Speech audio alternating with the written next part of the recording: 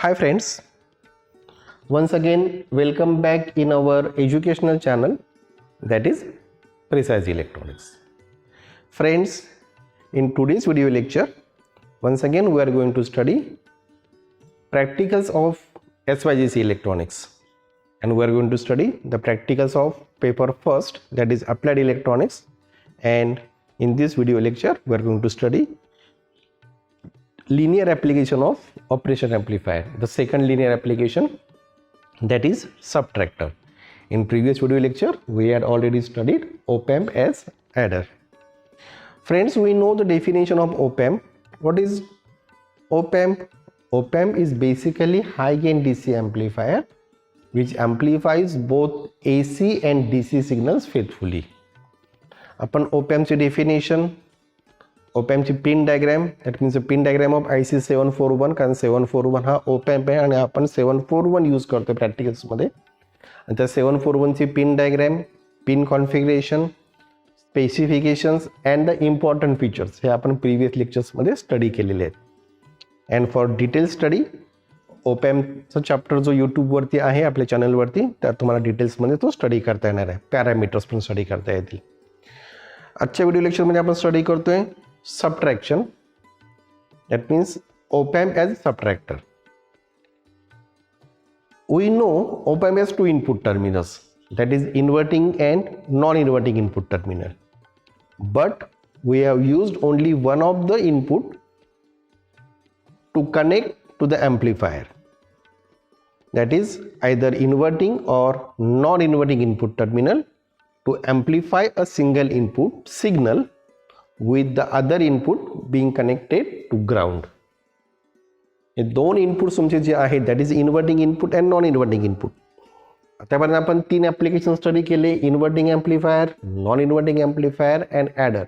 In all these cases, in all these circuits आपण काय केलेलं आहे, इनपुट एका इनपुट टर्मिनल्सला अप्लाय केलं, while the second input terminal is grounded. In case of inverting amplifier, the input signal is applied to inverting terminal, while non-inverting terminal, that is pin number 3, is grounded. In case of non-inverting amplifier, the input signal is connected to non-inverting input terminal, that is pin number 3, while pin number 2, that is inverting input terminal, is grounded through input resistor Ri. While in case of inverting adder, the input signals V1, V2, V3 are connected to inverting input terminal through input resistors R1, R2, R3 respectively, while the non-inverting terminal is grounded. म्हणजे आपण एक terminal ground केलं होतं आणि दुसऱ्या टर्मिनलला input apply केलं होतं. In case of op-amp, we can also connect signals to both inverting and non-inverting inputs terminals at the same time, producing the another common type of operational amplifier circuit, which is known as differential amplifier. आपण काय करतोय, inverting non inverting pin number 2, pin number 3 दोन्ही input टर्मिनल्सला आपण एका वेळेला at the same time we are applying the input signals.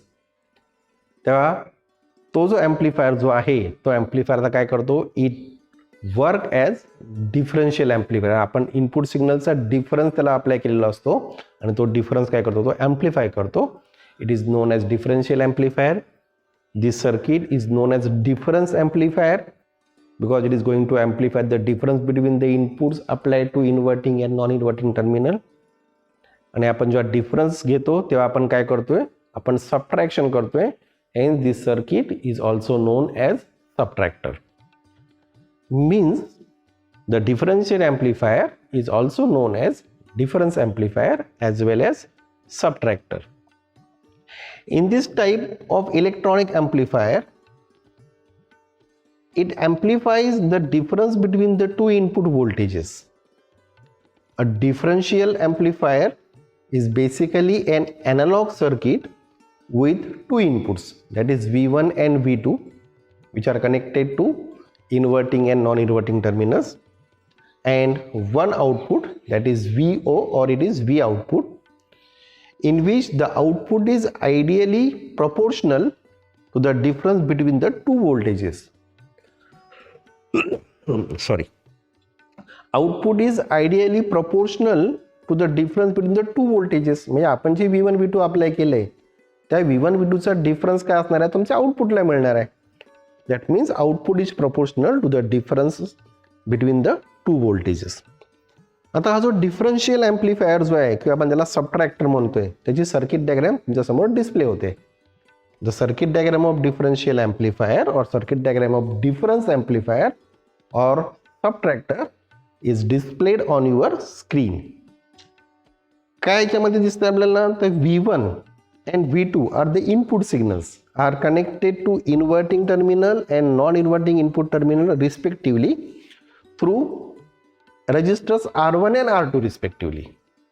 V1 is connected to inverting terminals through R1 and V2 is connected to non-inverting terminals through R2 respectively. Output voltage is feedback to inverting input terminal through feedback resistor RF. At the same time,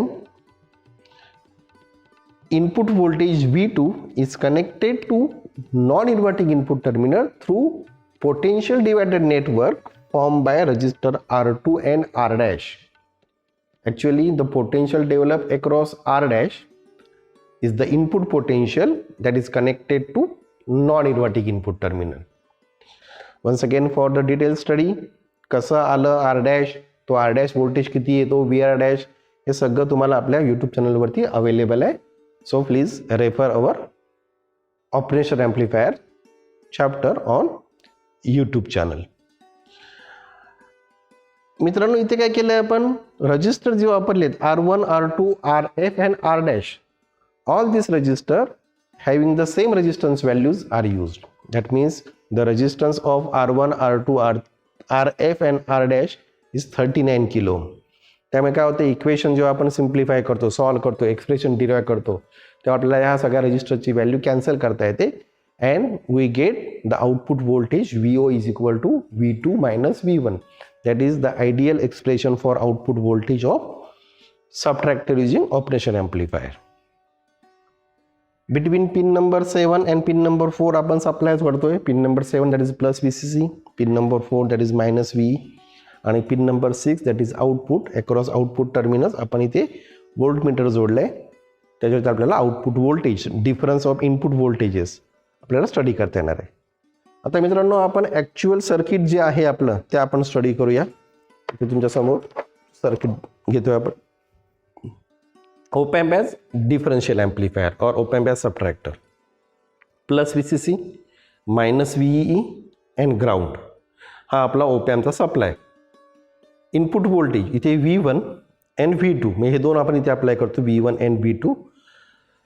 across this two terminals we are getting output voltage. याच्यावर आपल्याला metre जोडायचे आणि हे ground terminals. आता आपण connections करूया. Register जे वापरलेत R1 R2 RF and R dash या सगळ्याची व्हॅल्यू 39 किलो ओम आहे. आता आपण कनेक्शन्स करू. सगळ्यात पहिलं supply plus VCC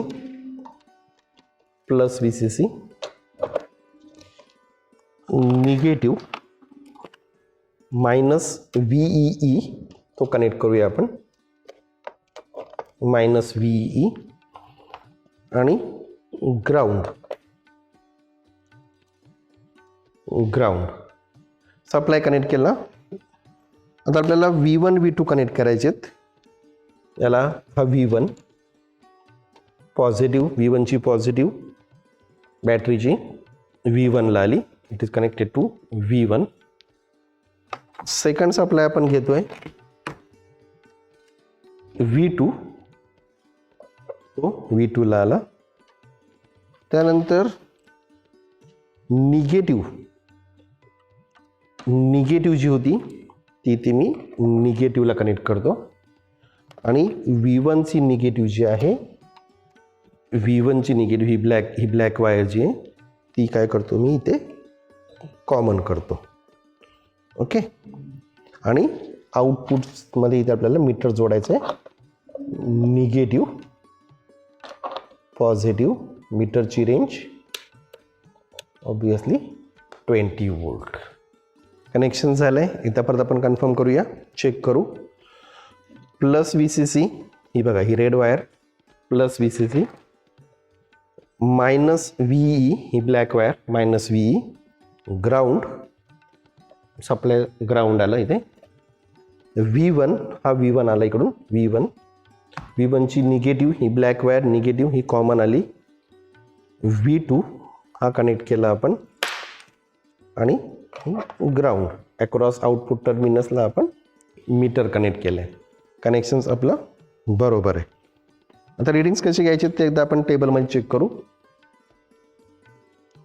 observation table V1 V2 output voltage आणि इथे पुढे म्हटलं आहे आपण कॅल्क्युलेटेड आउटपुट व्होल्टेज. रिडिंग्स आपल्याला 5 रिडिंग्स घ्यायचे आणि 6वं तुमचं झिरो ॲडजस्टमेंटचं. हे V1 अँड V2 आपल्याला असे ॲडजस्ट करायचे की आउटपुट व्होल्टेज झिरो. हे V1 and V2 for all non zero inputs output should be zero. ते आपण 6वं रिडिंग्स बघू. आता काय करूया आपण सप्लाय ऑन करूया. इथे सप्लाय ऑन करतो. आपल्याला 12 वोल्ट सप्लाय द्यायचा आहे. 12 वोल्ट इथून सुरुवातीला इनिशियलला 0,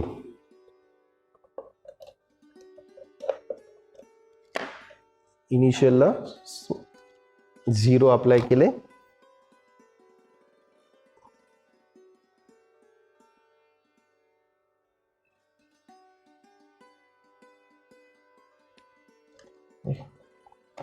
तुमचा 0.4 दाखवतो, 0वर येत नाही आहे.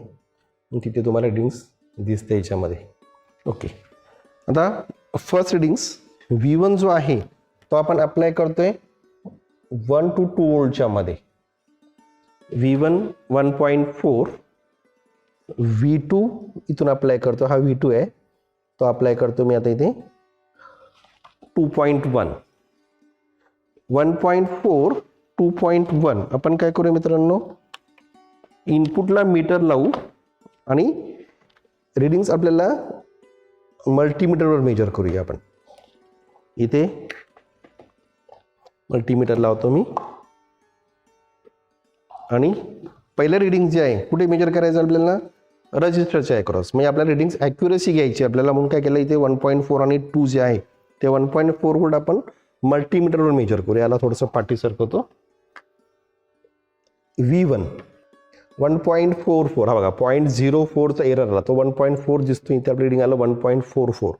हे फर्स्ट रिडिंग आपण इथे मेन्शन करूया 1.44. V1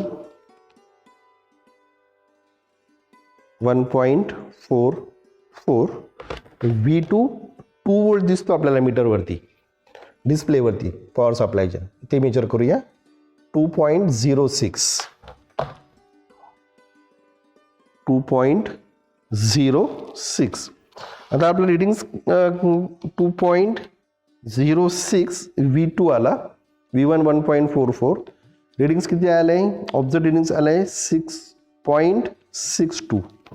आता कॅल्क्युलेशन कसं करतो आपण, V2 minus V1. So it is 2.06 minus 1.44 minus 1.44 is equal to 0.62. इथे रिडिंग तुमचं आलं 0.62.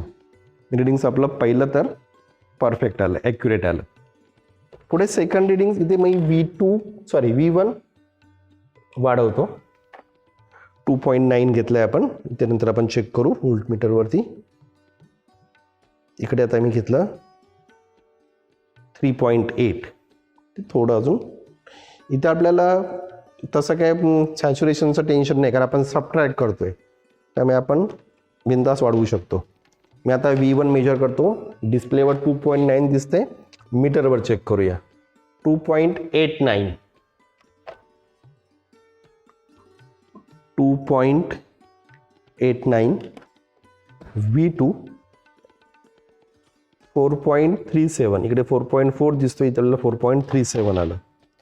सो 4.37 मायनस 2.89 1.49 तिकडे आलं आपलं. ऑब्झर्व 1.49 आणि इकडे येतं आपलं 1.48 1.48 मग हे रिडिंग्स पण आपलं काय झालं बरोबर आलं ॲक्युरेट आले. थर्ड रिडिंग्स परत इथून मी V1 वाढवतो 3.4 इकडे घेतलं आहे 5.2 मी V1 मीटरवर चेक करतोय 3.43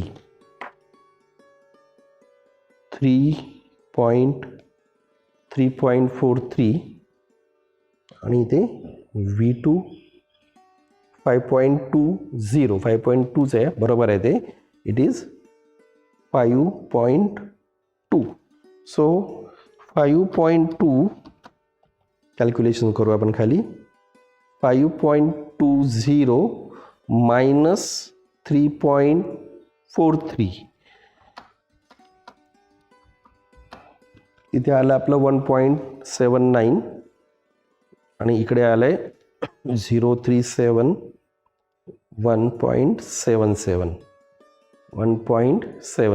हे पण परफेक्ट आले.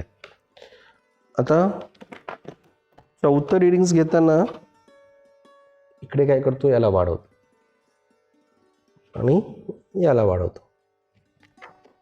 V1 6.8 नाही आपल्याला मीटरवर घ्यायचं आहे 6.8 होतं ना 6.78 V1 6.78 V2 5.88 आउटपुट आपलं ऑब्झर्व दिसतंय 0.87 -0.87 मग आता 5.88 minus 6.78 minus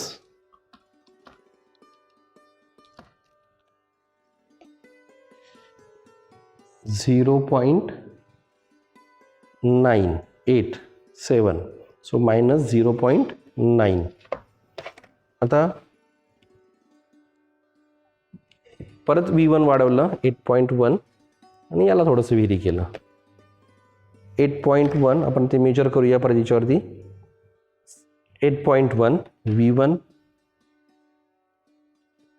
8.1 V2 5.6 आहे सॉरी 6.6 आहे तिथे आला 6.56 डिफरन्स आहे आपला -1.54 सो 6.56 minus 8.1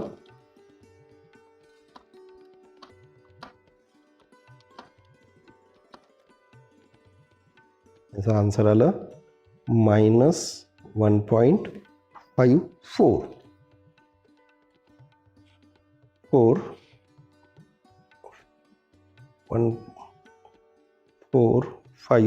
ओके -1.54 रिडिंग्स आपलं बरोबर आलं.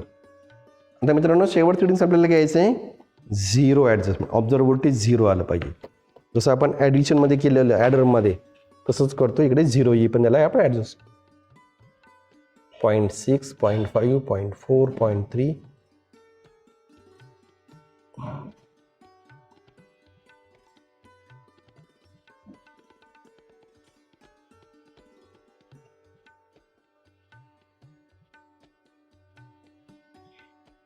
ओके परफेक्ट 0 झालं आपल्या इथे. आता इनपुट्स मेजर करूया आपण V1 तिथे 6.5 दिसतोय इथे आला 6.55 सो V1 6.55 आणि V2 इकडे पण 6.5 दिसतो याच्यावर चेक करूया 6.51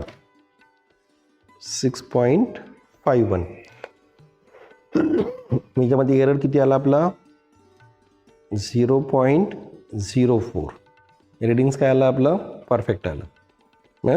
याला म्हटलं आपण ओपॅम्प सबट्रॅक्टर काय आलं तर इनपुट व्होल्टेज जो आहे त्याचा आउटपुटला काय आलं we are getting the subtraction difference of input signal 2.06 आणि 1.44 याचा डिफरन्स आणि ॲम्प्लिफायर केला तो आला 0.62.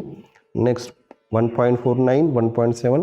इकडे मायनस साईन काय आली, कारण आपला आउटपुट आहे V2 minus V1 and in this case V1 is greater than V2 म्हणून आउटपुट तुमचं निगेटिव्ह आलं.